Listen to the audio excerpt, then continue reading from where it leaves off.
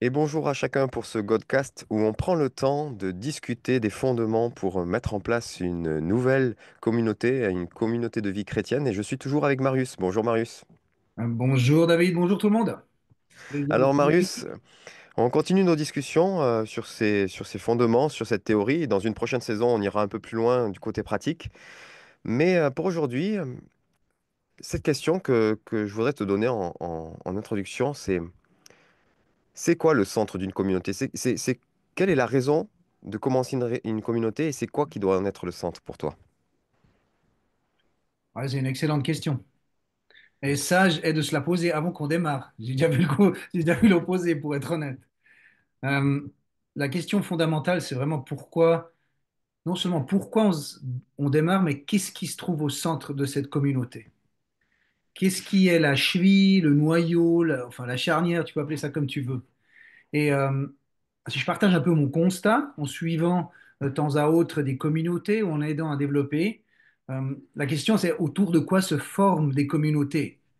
Et je ne sais pas ce que toi t'en penses, mais très souvent, quelque part c'est logique, une communauté se forme autour d'une vision, d'une mission. C'est juste, ah, j'ai une idée, un truc, et puis hop, puis les gens se regroupent autour. Ou tu as d'autres communautés, ils se forment autour d'un engagement social, enfin, diaconal, social, que sais-je. Ils ont à cœur, on a envie d'amener quelque chose à un groupe enfin, de gens, de servir, etc. Donc, quelque part, c'est normal que ça se forme autour. Et puis, je crois, il y a un troisième groupe, un peu, c'est eux, ils se forment littéralement autour de l'idée de la vie communautaire. Hmm, Un peu en alternatif, j'aurais dit, du mainstream, du système dominant. ouais. C'est Mais un peu ce que j'observe. tout ça, c'est des formes qui existent et c'est pas forcément mauvais. Ça peut même porter du fruit. Ouais, non, c'est pas du tout mauvais, c'est plutôt une observation que souvent ça démarre comme ça, parce que Ouais. quelqu'un ou quelques-uns ont une vision. Moi, personnellement, pour être honnête, les gens qui se forment autour d'une vision ou qui se voient en alternative au mainstream, ça m'est, ouais, je dois pas le cacher, ça m'est plutôt sympathique. Ça fait un peu un groupe d'intérêt, un groupe d'activistes peut-être, euh, une communauté des fois critique, j'aurais dit, du système, ou j'en sais rien, une organisation caritative pour moi, en tant que soi, c'est pas mauvais. Et c'est important d'avoir ces dimensions-là. Et personnellement, si je peux choisir, je préfère d'ailleurs un peu les critiques du système à juste des gens qui suivent simplement le courant actuel. Donc c'est pas mauvais, non. Ouais, effectivement.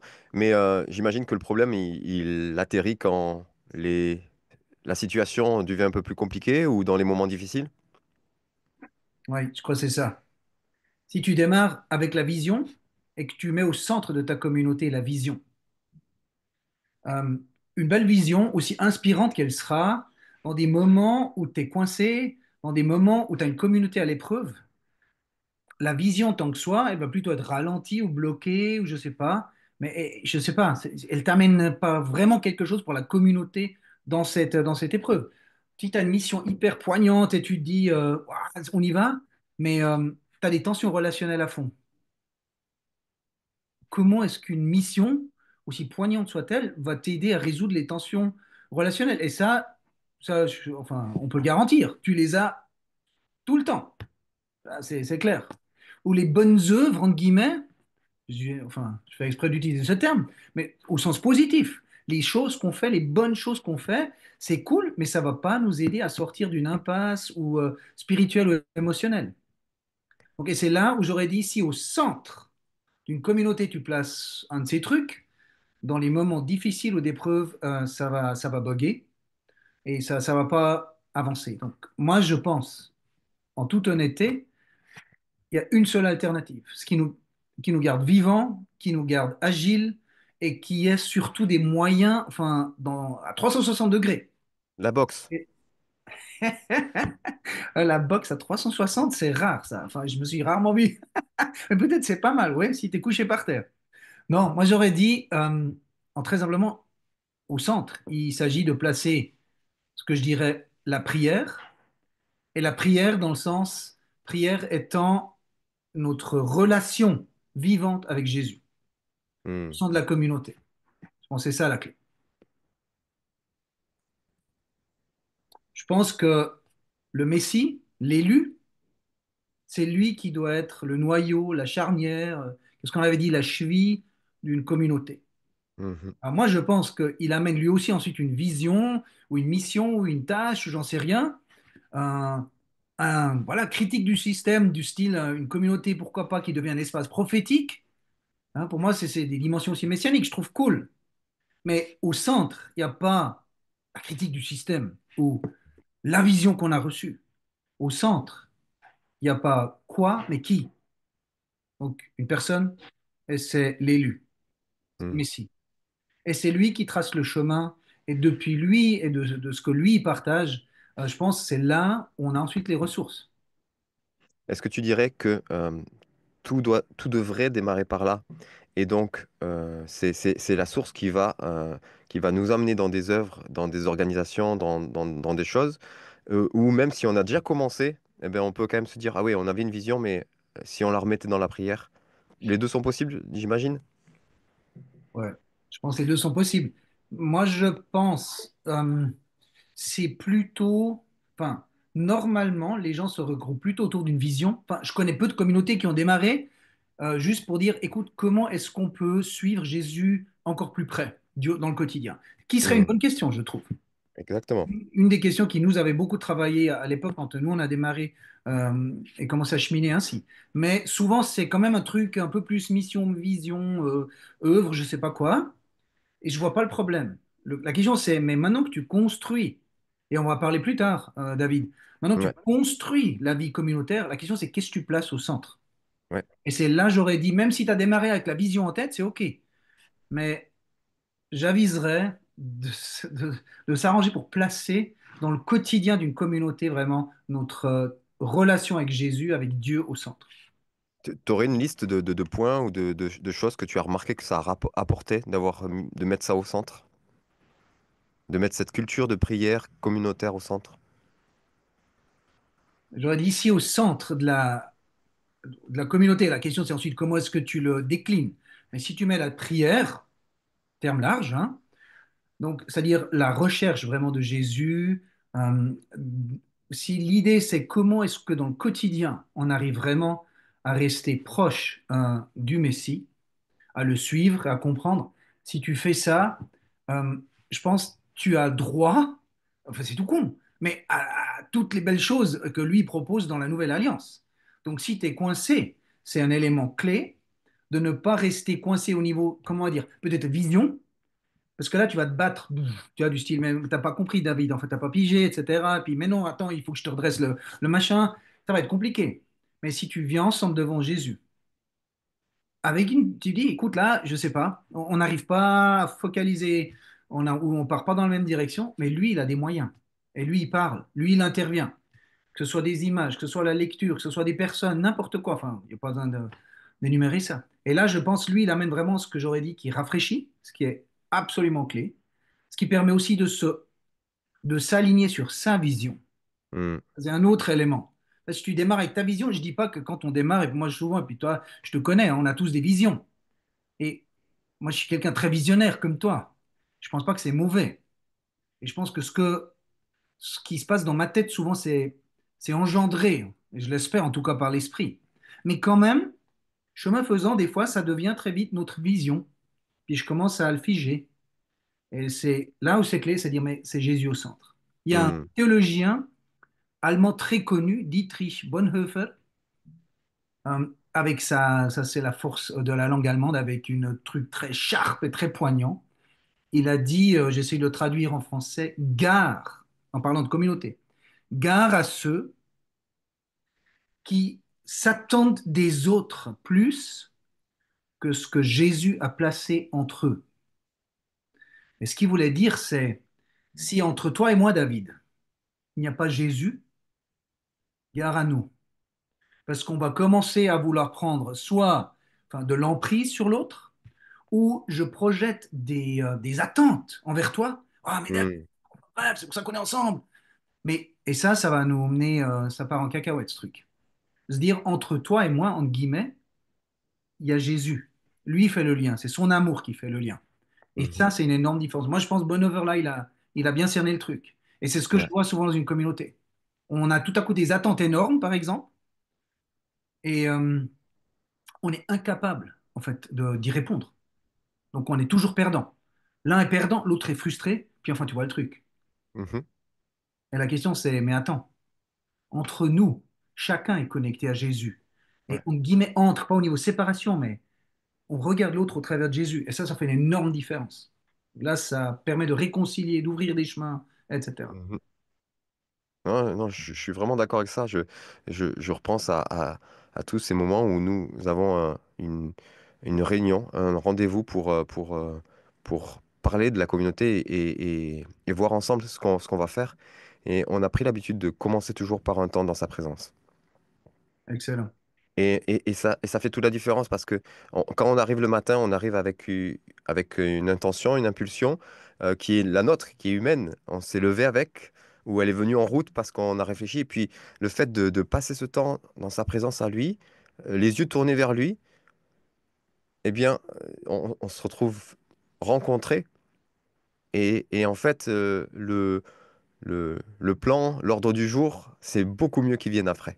Même si on a déjà réfléchi à certains dossiers, parce qu'il y a des choses qu'il faut qu'on voit ensemble, il y a des événements qui arrivent, il y a des choses qui arrivent, mais le fait de se replacer d'abord en équipe avec lui, avant de commencer à travailler, à faire ce pourquoi on se rassemble, c'est bien de... Enfin, moi, je vois la différence. Et d'ailleurs, quand je suis dans ma vie des moments où je prends pas le temps personnellement, c'est le moment que Dieu utilise pour venir me parler euh, de toute autre chose. Et je lui dis, mais pourquoi tu utilises ce moment-là? Mais c'est le seul moment où tu étais disponible. Ouais, ça, c'est un un bon exemple. En fait, tu vois, exactement cette expérience que tu partages là, c'est ce que les anciens moines, en fait, ont essayé de refléter dans ce qu'on appelle le rythme de prière. Ouais. Alors, ils l'ont systématisé, on peut en penser ce qu'on veut. Pour Mhm, certains, c'est terrible. Eux, ils ont compris que s'ils arrivent à mettre ça d'une manière euh, positive dans leur quotidien, ben, ça les oblige, entre guillemets, à mhm, démarrer en présence et ensemble du Seigneur, ouais, avoir des interruptions, des coupures qu'aujourd'hui on dirait ah c'est embêtant, il faut surtout pas couper. Hein? ouais, Au plein milieu du truc, ping, t'as cette foutue cloche qui sonne. Enfin, tu vois, d'un point de vue efficacité, c'est pas top. ouais. Si t'es Mackenzie là, tu dis non là ça c'est pas bon, ça c'est quoi ces temps-là? Mais ils ont fait ça et littéralement pour démarrer la journée, ils ont ensuite des coupures jusqu'à pour clore la journée. Je pense Mhm, que c'est les mêmes expériences. Ils ont fait les mêmes que toi ou que moi à ce niveau-là. Oui. ouais. Ok. Donc la bonne question à se poser pour n'importe quel groupe, ce serait qu'est-ce qui se trouve au centre de notre communauté? Moi, je pense que c'est une excellente question. Et cette question, on peut se la poser. Non seulement il faut se la poser quand on démarre, mais je Hmm, pense qu'il faut se la poser régulièrement, chemin faisant. Qu'est-ce qui se trouve au centre de notre communauté actuellement? Moi, je ouais. crois, bon, mon expérience, c'est que ça peut changer sans faire exprès. Des fois, c'est intentionnel, que sais-je. Mais qu'est-ce qui se trouve au centre de notre communauté? Et tu vois, un exemple, par exemple, qui me très concret ici sur le lieu que j'habite, à Montmirail, on avait, je crois, déjà parlé un peu, ce lieu morave qui a fait un truc de ouf pendant 2 siècles. Hein, ils ont fait plein de trucs, entre autres, ils ont été complètement à contre-courant de la société et ont osé au XVIIe et au XVIIIe siècle à apprendre aux femmes à lire et à écrire. Hmm, Ce qu'à l'époque on disait, c'est pas bon, c'est dangereux ce truc. Ils ont osé le faire ouais. et c'était top. Donc ils ont créé un institut pour jeunes filles. Et j'aurais dit, c'était vraiment un truc, un service à la société, mais aussi vraiment une puissance de l'évangile, une bénédiction, c'était un truc magnifique. Mais après 222 ans, ils ont dû fermer la porte, littéralement mettre la clé sous le paillasson, parce qu'il restait, je crois, une élève. Ouais. Et c'est normal, c'est ce qui était révolutionnaire au XVIIIe siècle. Hmm, Heureusement qu'au XXe siècle, enfin au XXe siècle, c'était plus, enfin, la chose ouais. à, tu vois, à débattre. Et pour moi, c'est un exemple. Et moi, je ne le prends pas de manière en jugeant les Moraves, parce qu'ils ont tenu des siècles ici, sur Ouais. cet endroit où je vis aujourd'hui, mais Mhm, pour me dire, gaffe-toi, Marius. Moi, je pense qu'il est arrivé, c'est un peu ça. Ils ont reçu, peut-être même de Dieu, c'est comme ça que je lis les anciens textes, une vision de ce qu'il fallait faire sur place. hmm, Et si tu places cette vision au centre, ça signifie, elle est immuable. Tu n'oses plus la toucher. ouais. Ben, au bout d'un moment, je sais pas, j'aurais dit, Jésus, lui, il a évolué, ou il aurait peut-être voulu te dire, maintenant tu prends ce qu'il y avait, qui a servi, et tu le transformes, ou t'en fais autre chose, ou j'aimerais amener autre chose. Ouais, Et ça, tu le vois plus. Parce que t'es figé sur ton machin. ouais, Et à la fin, en fait, c'est triste. Parce que pour moi, c'est pas obligé que ce soit comme ça. Donc pour moi, c'est juste un exemple pour dire, il faut se la poser régulièrement, cette question. Qu'est-ce qui se passe si on a démarré en tant que communauté? La communauté dont j'en fais partie, moi, j'en faisais partie, la communauté du Vieux Manoir à Stéphysbourg, c'est la même chose. Après tous ces changements, après une quinzaine d'années, il faut se poser la question, and what? And now? Qu'est-ce que tu hmm, fais, Jésus? Et je dis pas que chaque fois c'est le chamboulement, tu vois, enfin, et puis mais il va au sens positif avec le temps. Il y a des gens qui n'aiment pas cette formulation. Moi, je la trouve excellente. Parce que le maître du temps, voilà, je m'égare un peu, David, hein. tout va bien. Mais le maître du temps, c'est lui. Oui, Et souvent, tu dis, si, il faut pas aller avec le temps, il faut aller à contre-courant. Je viens de le dire tout à l'heure. Oui, ça dépend de quel temps tu parles. Mais le temps de ce qui avance au niveau de notre monde, celui qui est le maître du temps, qui l'a démarré et qui un jour va le stopper, c'est lui. oui, Donc, et je suis convaincu, il faut aller avec le temps, avec son temps. Et oui, lui, il bouge, il prépare son retour, etc. On va pas faire une eschatologie ici. Mais ça signifie, il faut se poser la question, même si tu es bien aligné. Je dirais, même si ça tourne bien, ça c'est encore plus dangereux. oui, Si ça tourne mal, tu te dis, ah, faudrait que ça change. Mais si ça tourne bien, ouais, ok, mais il se pourrait que Jésus, il avance un peu plus loin. Voilà. merci beaucoup, Marius, pour ces bases qui sont primordiales. On a l'expression française qui dit remettre l'église au centre du village, plus que l'église, remettre Jésus au centre d'une communauté, remettre sa présence au centre d'une communauté, c'est ce qu'il nous faut. Si vous êtes là en train de nous écouter et de suivre cette série, je pense que vous l'avez compris. Je me réjouis de la suite des discussions qui nous attendent. La semaine prochaine, vous allez voir, on commence à parler un petit peu architecture, ça va être très intéressant. Merci Marius, et puis Merci à à très toi, vite. David. Merci à toi.